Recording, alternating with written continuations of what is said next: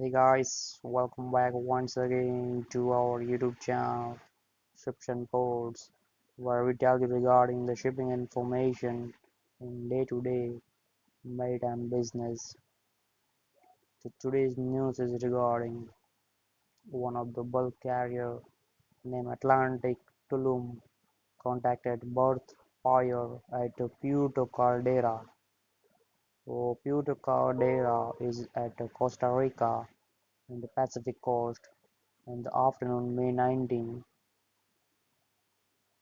while proceeding to berth with the tug assistant, ship's bulk was damaged and pier also sustained damages.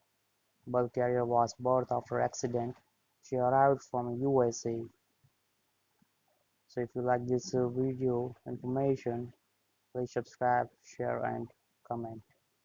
Thank you for watching this video.